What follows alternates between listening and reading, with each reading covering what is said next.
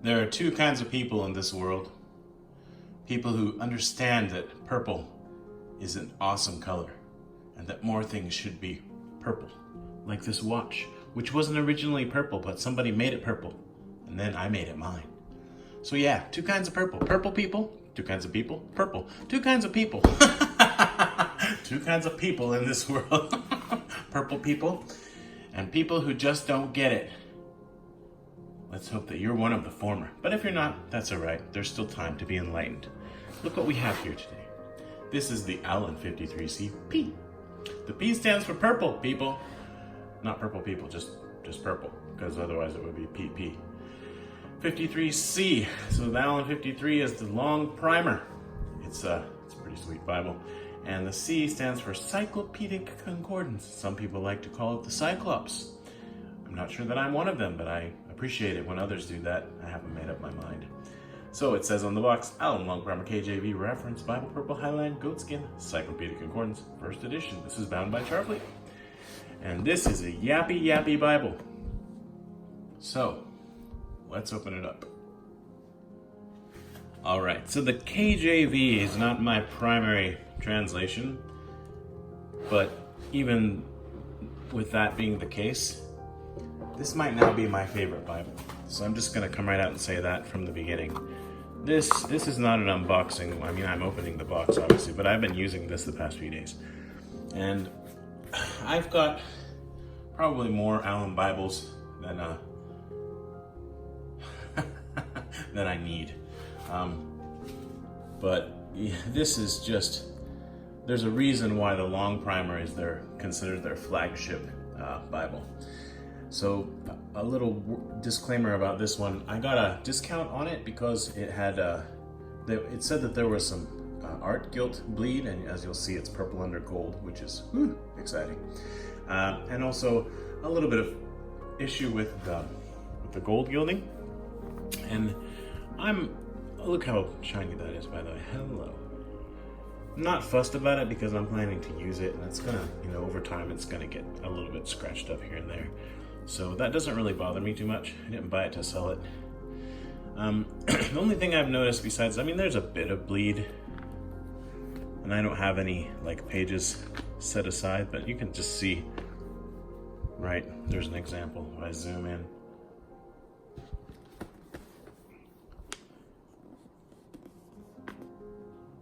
There are a lot of pages like that, and sometimes it goes in a little further, but it's never distracting. You know what I mean? It's always, you just get a little bit of extra purple, and I'm fine with that. And I'm so excited to finally get a purple under gold art gilt Bible.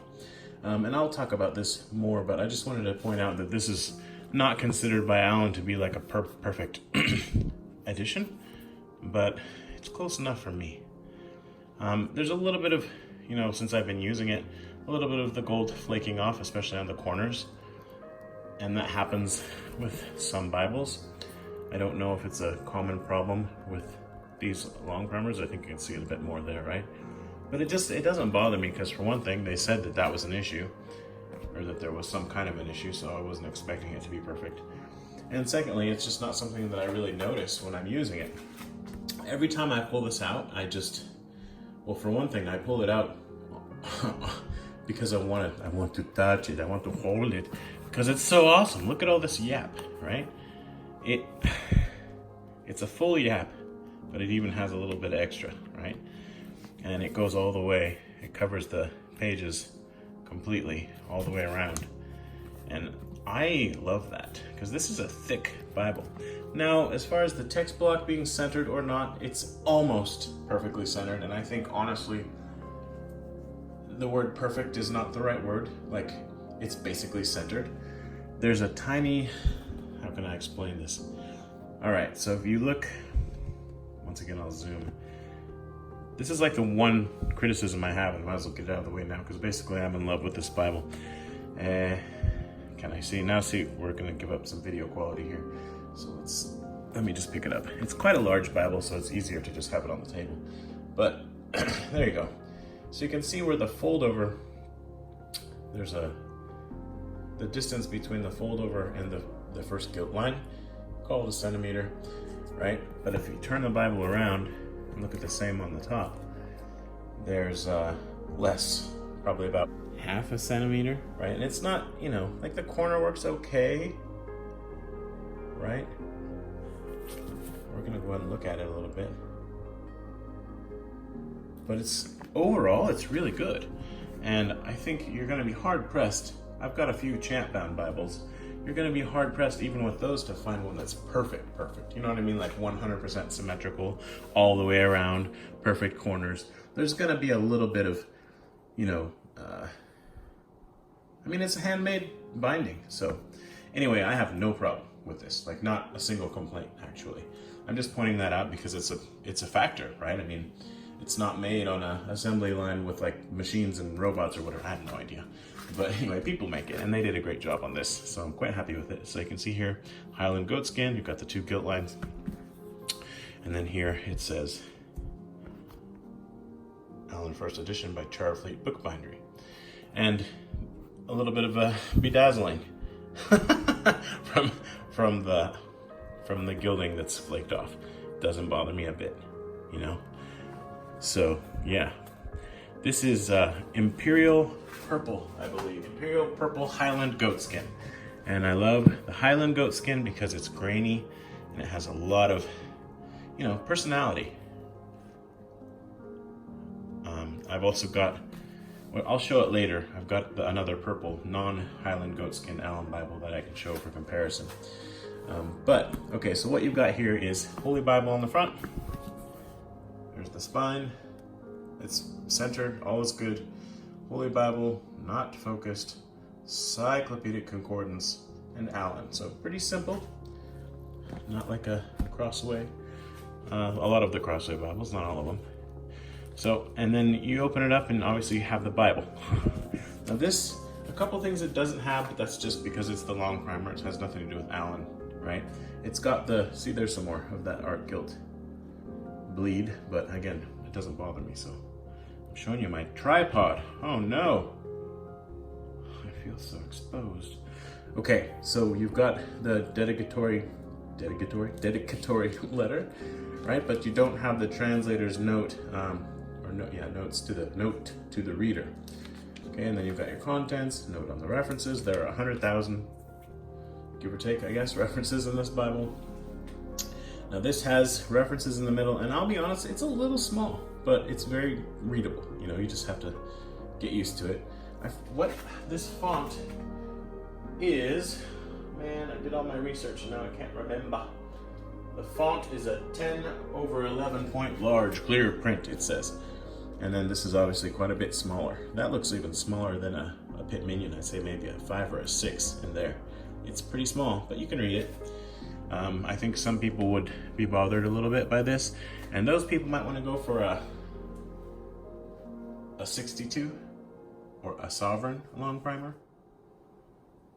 Yeah, no, I just checked and there's no difference. The type is the same, it's just there's more margin in the 62 and the paper is ever so slightly thicker. This is a 36 GSM and the Sovereign Longprimer is a 62. That's what am I trying to say? Oh, my head. 38 GSM. I apologize. Okay, so I'm leaving that in. Anyway, as you can see, it's really beautiful.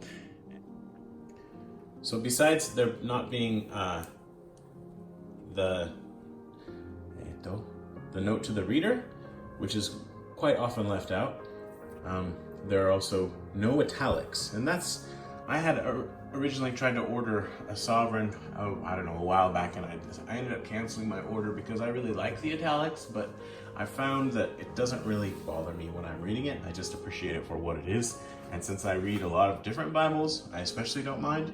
You know, I go by what mood I'm in, or you know what I mean? And it really helps me to spend more time in the Word because I get a little bit of variety. And I really appreciate people who always use the same Bible, and there's definitely an argument to be made for that, but for me, I don't know.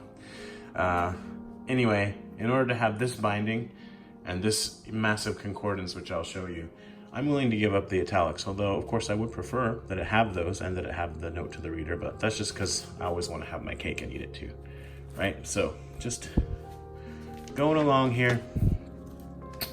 And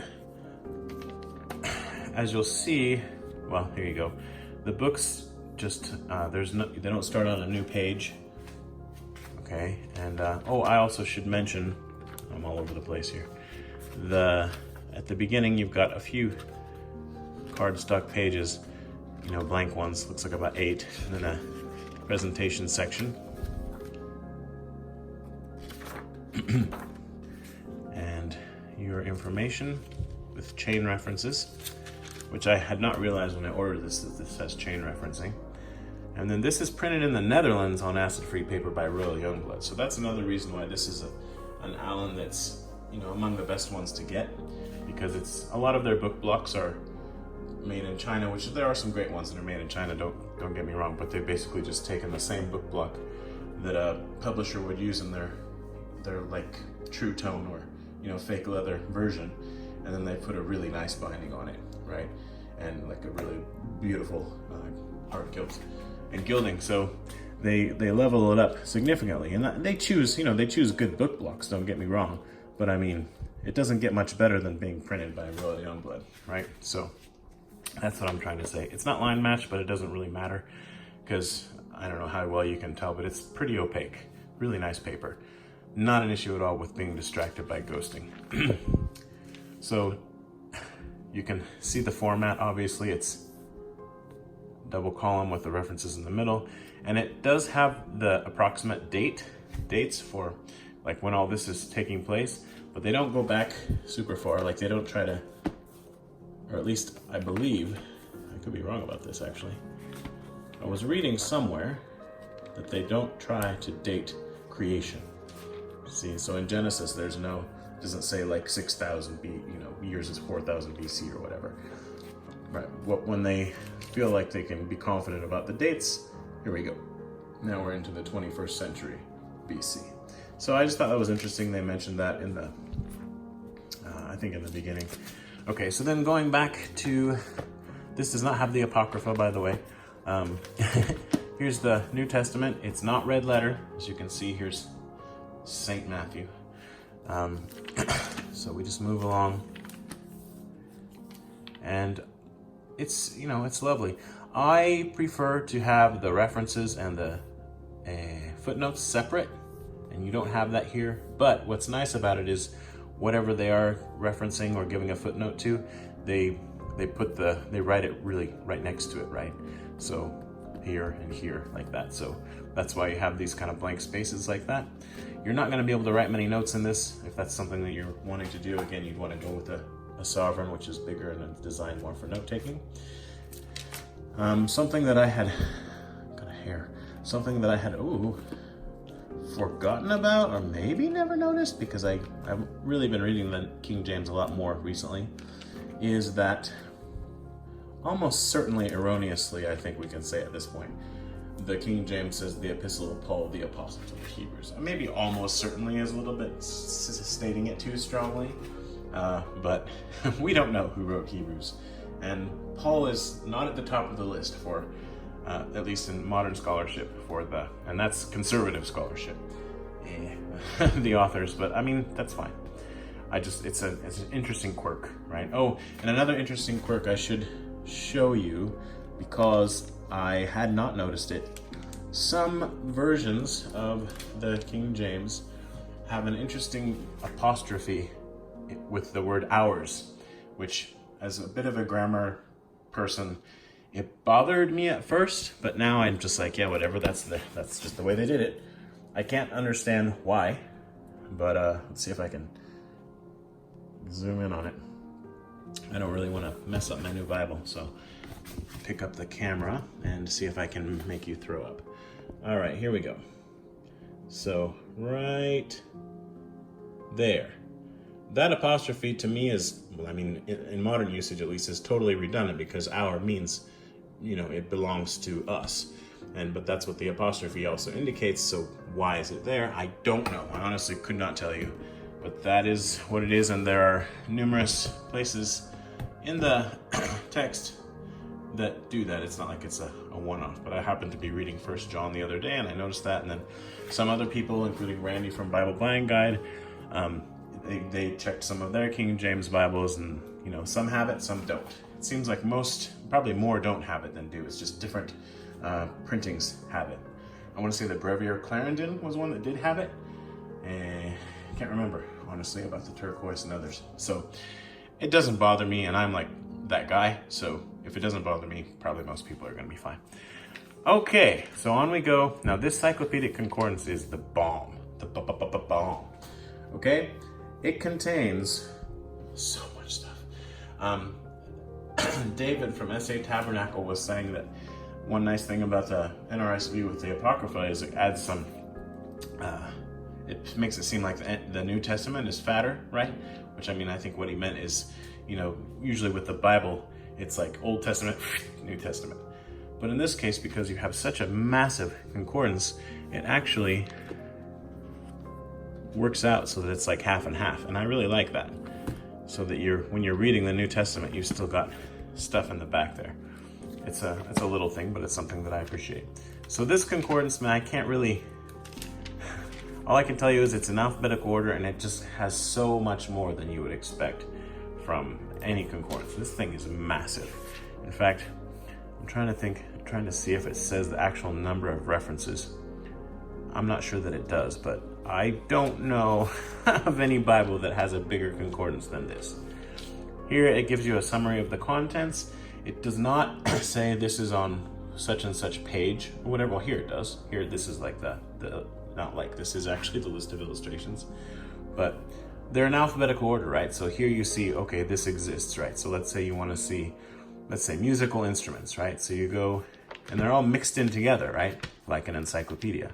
So we want to get to M. Ooh, bending up the pages. M. I paid £150 for this, and you get free shipping worldwide with Allan from Bibles Direct. That's one of the things I absolutely love about buying Bibles from Allan, because as I mentioned before, I live in Japan, and it can be quite costly to get Bibles sent from the US, for example. Okay, so here we go, musical instruments, right? So it would have been kind of nice if they'd included page numbers, but it's not really necessary. It's easy enough to find it. Okay, so there it is.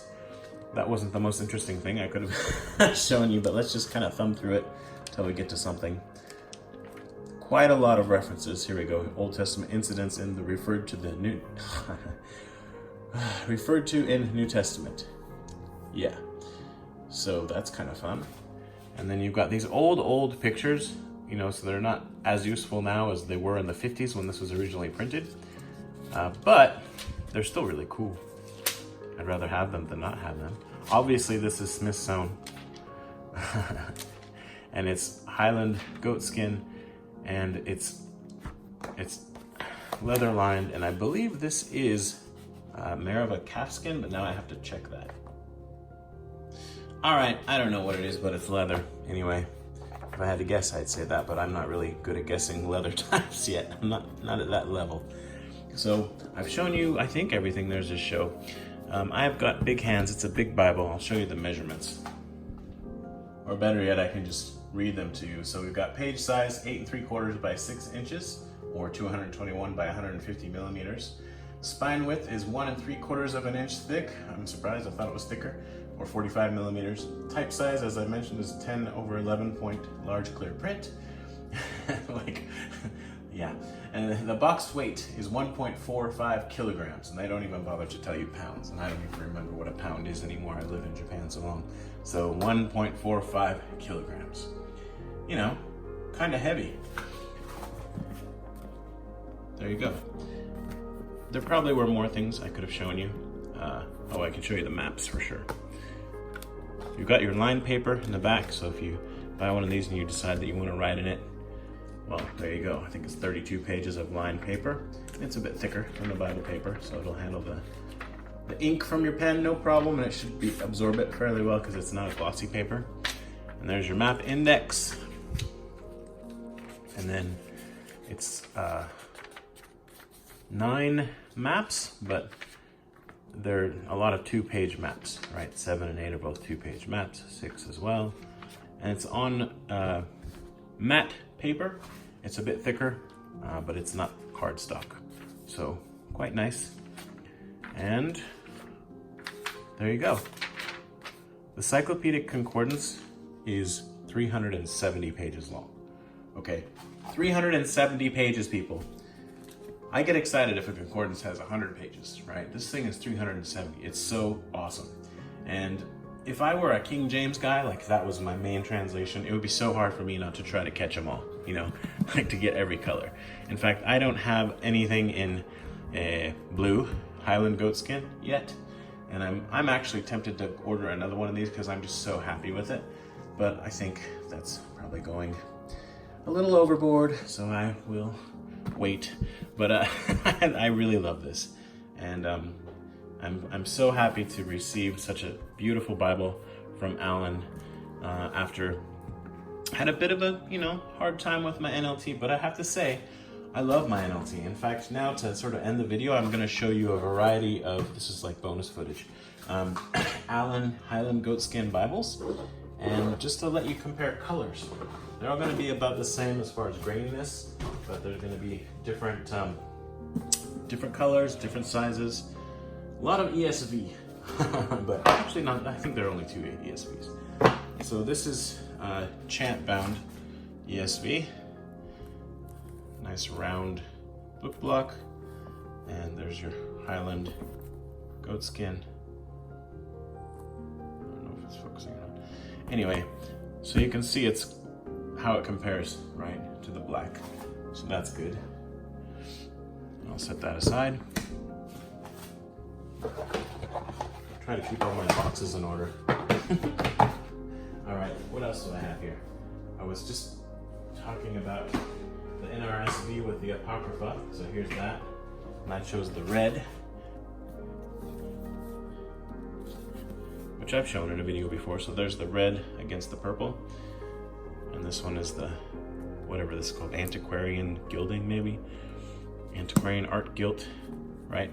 So that's red and black and purple, yay. And at the end, I'll stack them all up and it'll be beautiful. Next is the NLT I was talking about, which again, the issues that I had with it when I got it, I just don't care. You know, there were some little things and they just sort of added up. But I'm so happy with this Bible. I love how, even though it's a, you know, it's a thin Bible, it's got so much yap. It's yappy, yappy, yappy. And it's, you know, pretty well centered and it's pretty good. So there's my green with my purple, right? And then I'll say something a little controversial while I'm doing this also. And I've been guilty of this myself. I had to buy some chant Bibles just to help myself to get over it. I really think that chant bound Allans are amazing, but at the same time, they're currently a little bit overrated. I mean, they're great, but there's not such a massive difference, especially, I mean, if you take the worst charfleet and the best chant, obviously you're gonna have some massive differences, right? But if you took the worst chant and the best charfleet, the charfleet's gonna look pretty good. Apparently I'm developing a stutter. Okay. Yeah, so I'm just so happy with this one. And yeah, I just had a bit of bad luck, I guess, just to keep it simple. I'm just gonna call it luck, so don't get all over me about the sovereignty of God and stuff, okay? With my green NLT, but then this one's good. Happy with it, so we're good. Now, brown. Oh, it smells so good. This is the ESV, Personal Size Study Bible. These are all Highland goatskin, right? So there's varying degrees of graininess, but you can definitely see the difference, right? So then what I wanted to show last is the NASB reader in purple. And I'll set these aside. And yes, I read all of these because I need to, not because I'm super spiritual, but because I'm not. Right, so this was my first ever Allan, love it. This is another one where this is such a great Bible, I'm tempted to get another color, but I'm so far I've managed to restrain myself. Now this one has a little bit more of a brown hue to it, and obviously it's not, I don't know how obvious it is, but it's not Highland goatskin, it's just goatskin, so it's a bit smoother. It's a different kind of grain. It's more of like a pebble grain, doesn't have the lines as much. I'm happy with either one, but I do prefer the Highland. I like it rough and yet soft. Does that make sense? Right, and obviously this is gonna lay flat. It lays flat from page 1 of Genesis. All that kind of stuff is wonderful. I can't make any complaints about this. There are quirks, there are things about it that are sort of, unique, like no italics or hours with an apostrophe, but as far as the Bible itself, this is pretty damn close to perfect. I mean, this is a treasure. This is really a treasure. And if I, decide to downsize my Bible collection, if that's what I'm calling it, this would be one of the last ones to go. Really would. I can definitely say it'd be the last King James at this point to go. I have pre-ordered the wide margin Schuyler that's supposed to have a bit more yap, and that's the Canterbury, and I'm excited about that. But I just realized the other day, or yesterday I guess, or maybe even today, that the Canterbury doesn't include the translator's footnotes. It's an absolutely gorgeous, gorgeous Bible, but I want my footnotes, man. So you know what? It's really hard to find the one, and you're starting to understand why we just keep buying Bibles. It's like, oh, but this one has a footnote. Oh, but this one has a big concordance. Oh, but this one's so slim. Yeah.